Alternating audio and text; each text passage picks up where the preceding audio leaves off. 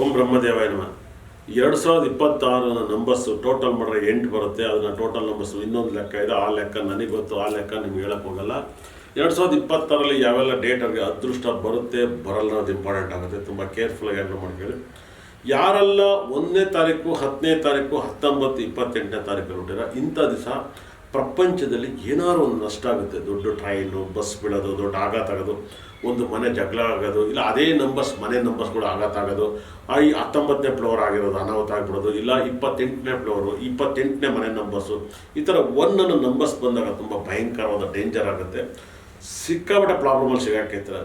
ನೀವೆಲ್ಲ negative numbers ಜೊತೆಲೆ ನೀವು partnership relationship ಮಾಡಿದ್ರೆ ನಿಮ್ಮ ಮನೆ ಸಂಸ್ಥೆ ಎಲ್ಲ ಹಾಳಾಗೋಗುತ್ತೆ. ನೀವು ಯಾವ ರೀತಿ ರಿಲೇಷನ್ಶಿಪ್ಪನ್ನು ಮುಂದಿನ ವರ್ಷ ಮಾಡಬಾರ್ದು ಅಂದರೆ 6, 15, 24ನೇ ತಾರೀಕು ಇರುತ್ತೆ. ನೀವು ರಿಲೇಷನ್ಶಿಪ್ಪಲ್ಲಿ, ಫ್ರೆಂಡ್ಶಿಪ್ಪಲ್ಲಿ ಪಾರ್ಟ್ನರ್ ಇದ್ದರೆ ನೀವು ತುಂಬ ಲಾಸ್ ಆಗ್ತೀರಾ, ತುಂಬ ಬರ್ಬಾದ್ ಆಗ್ತೀರಾ. ಅದೇ ಥರ ನಿಮ್ಮ ಲೈಫಲ್ಲಿ ನೀವೇನಾದ್ರು 8, 17, 26ನೇ ತಾರೀಕನ್ನು ಮಾಡಿದರೆ ನಿಮ್ಮ ಲೈಫಲ್ಲಿ ಅಂಥ ದಿವಸ ನಿಮ್ಗೆ ತುಂಬ ದೊಡ್ಡ ಅನಾಹುತ ಆಗೋದು, ತುಂಬ ನಷ್ಟ ಆಗೋದು, ತುಂಬ ಪ್ರಾಬ್ಲಮ್ ಆಗೋದು, ಇದೆಲ್ಲವೂ ಕೂಡ ಘಟನೆಗಳು ಸಿಕ್ಕಾಪಟ್ಟೆ ನಡೀತಾ ಹೋಗುತ್ತೆ.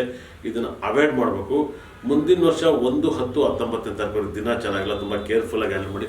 ನಿಮ್ಮ ಮೊಬೈಲ್ ನಂಬರ್ಸು, ಗಾಡಿ numbers, account number, vehicle number, total numbers ಒಂದು ಬಂದರೆ ತುಂಬ ಅಪಾಯವಾದಂಥದ್ದು. ಒಂದು ಅಂದರೆ ಹೆಂಗಂದರೆ 28, 37, 46, 55, 64 ಟೋಟಲ್ ಬರಬಾರ್ದು. ಈ ಸೀರಿಯಲ್ ರಿಪೀಟ್ ಇರುತ್ತೆ.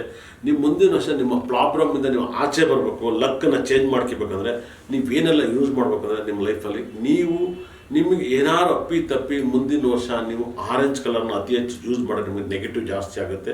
ಮುಂದಿನ ವರ್ಷ ನೋಡಿ ನೀವು ಆರೆಂಜ್ ಕಲರ್ಗೆ ಏನಾರು ಒಂದು ದೊಡ್ಡ ಗಲಾಟೆ ಆಗುತ್ತೆ, ದೊಡ್ಡ ಪ್ರಾಬ್ಲಮ್ ಆಗುತ್ತೆ.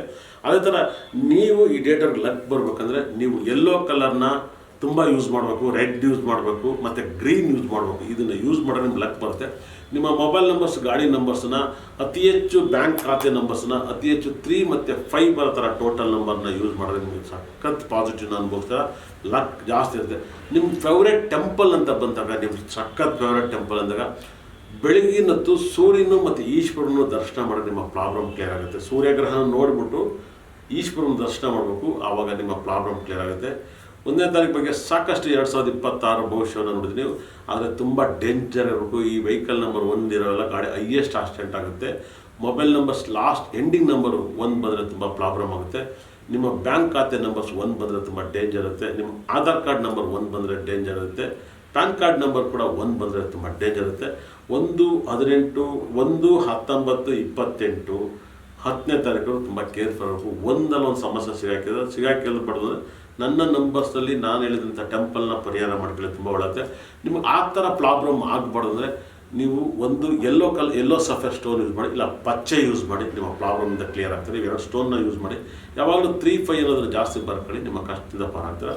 1ನೇ ನಂಬರ್ 2026 ಬಗ್ಗೆ ಸಾಕಷ್ಟು ಪ್ರೆಡಿಕ್ಷನ್ ಕೊಟ್ಟಿದ್ದೀನಿ. ಒಳ್ಳೆಯದಾಗಲಿ.